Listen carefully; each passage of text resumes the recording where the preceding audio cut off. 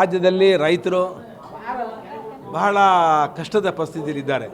ರಸಗೊಬ್ಬರಕ್ಕಾಗಿ ಇಡೀ ರೈತರುಗಳು ಇವತ್ತು ಬೀದಿಗೆ ಬಂದಿದ್ದಾರೆ. ಬೆಳಗಿನ ಜಾವನೇ ಹೋಗಿ ಕ್ಯೂವಲ್ಲಿ ನಿಂತ್ಕೊಳ್ತಿದ್ದಾರೆ.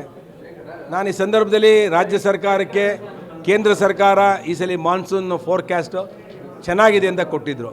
ಅತಿ ಹೆಚ್ಚು ಮಳೆ ಆಗುತ್ತೆ ಅಂತ 3 ತಿಂಗಳು ಮುಂಚೆನೇ ಕೂಡ ವರದಿಯನ್ನು ಕೊಟ್ಟಿತ್ತು ಕೇಂದ್ರ ಸರ್ಕಾರ, ಫೋರ್ಕ್ಯಾಸ್ಟಿಂಗ್ ರಿಪೋರ್ಟ್. ಸೊ ರಾಜ್ಯ ಸರ್ಕಾರದ ಜವಾಬ್ದಾರಿ ಏನಪ್ಪ ಅಂತ ಹೇಳಿದ್ರೆ, ಫೋರ್ಕ್ಯಾಸ್ಟ್ ಚೆನ್ನಾಗಿದೆ ಈ ಸಲ ಮುಂಗಾರು ಅಂತ ಹೇಳಿದ ಮೇಲೆ ಅದಕ್ಕೆ ತಕ್ಕಟ್ಟಾಗಿ ಯೂರಿಯಾಗಳನ್ನು, ರಸಗೊಬ್ಬರವನ್ನು ಸಂಗ್ರಹ ಮಾಡಬೇಕಾಯಿತು. ಇವತ್ತು ಕೇಂದ್ರ ಸರ್ಕಾರದ ಮೇಲೆ ಸಿದ್ದರಾಮಯ್ಯನವರು ಮತ್ತು ಕೃಷಿ ಸಚಿವರು ಚಲುವರಾಯಸ್ವಾಮಿಯವರು ಆರೋಪವನ್ನು ಮಾಡ್ತಿದ್ದಾರೆ. ನಾವು ಕಾಗದ ಬರೆದಿದ್ದೇವೆ, ಅವ್ರು ಕಳಿಸಿಲ್ಲ ಅಂತ. ಮುಂಚೆ ಏನು ರಾಜ್ಯ ಸರ್ಕಾರ ರಿಕ್ವೈರ್ಮೆಂಟ್ ಕೇಳಿದ್ರು ಅಷ್ಟನ್ನು ಕೇಂದ್ರ ಸರ್ಕಾರ ಇವಾಗ ಕೊಟ್ಟಿದೆ. ಈಗ ಎಕ್ಸಸ್ ಬೇಕಾಗಿದೆ. ಆ ಎಕ್ಸಸ್ ಬೇಕಾದರೆ ಪತ್ರ ಬರೆದ್ರೆ ಆಗಲ್ಲ. ಸಿದ್ದರಾಮಯ್ಯನವರು ಯಾವಾಗಲೂ ಕೂಡ ಡೆಲ್ಲಿಗೆ ಹೋಗ್ತಾರೆ, ಸೋನಿಯಾ ಗಾಂಧಿ ಭೇಟಿ ಮಾಡೋಕ್ಕೆ ಹೋಗ್ತಾರೆ, ರಾಹುಲ್ ಗಾಂಧಿ ಭೇಟಿ ಮಾಡೋಕ್ಕೆ ಹೋಗ್ತಾರೆ.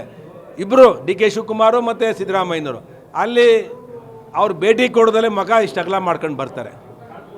ಆದರೆ ಅಲ್ಲೋಗಿ ಪ್ರಧಾನಮಂತ್ರಿಗಳನ್ನು ಮತ್ತು ರಸಗೊಬ್ಬರದ ಸಚಿವರಾಗಿರುವಂಥ ಸನ್ಮಾನ್ಯ ನಡ್ಡಾ ಸಾಹೇಬ್ರನ್ನ ಭೇಟಿ ಮಾಡೋಕ್ಕೆ ಟೈಮ್ ಇಲ್ಲ. ಸಿದ್ದರಾಮಯ್ಯನವರಿಗೆ ಟಿಕೆಟ್ ಬೇಕಾದರೆ 100 ಫ್ಲೈಟ್ಗಳಿದೆ. ಬೆಂಗಳೂರು ಟು ಡೆಲ್ಲಿ ಬೆಳಗ್ಗೆಯಿಂದ ಸಾಯಂಕಾಲ 100 ಫ್ಲೈಟ್ಗಳು ಹಾರ್ತವೆ. ಅವ್ರಿಗೆ ಟಿಕೆಟ್ ಬೇಕಾದ್ರೆ ನಾವೇ ಕೊಡಿಸ್ತೀವಿ. ನಡ್ಡಾ ಬೇಕಾದ್ರೆ ಅಪಾಯಿಂಟ್ಮೆಂಟ್ ನಾವೇ ಕೊಡಿಸ್ತೀವಿ.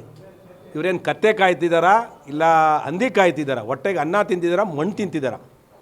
ನಾನಿವತ್ತು ಆಗ್ರಹ ಮಾಡ್ತೇನೆ. ಬರೀ ಕುಸ್ತಿಗೋಸ್ಕರ ಸಿದ್ದರಾಮಯ್ಯನವರು ತನ್ನ ಚೇರ್ ಹೆಂಗೆ ಉಳಿಸ್ಕೋಬೇಕು ಅಂತೇಳಿ, ಮುಖ್ಯಮಂತ್ರಿ ಸ್ಥಾನ ಹೆಂಗೆ ಉಳಿಸ್ಕೋಬೇಕು ಅಂತೇಳಿ ಹೋರಾಟ ಮಾಡ್ತಾವ್ರೆ. DK ಶಿವಕುಮಾರ್ ಅವರು ನಾನು ಹೆಂಗೆ ಮುಖ್ಯಮಂತ್ರಿ ಆಗಬೇಕು ಅಂತ ಗುಡಿ ಗೋಪುರಗಳನ್ನು ಸುತ್ತಾವ್ರೆ.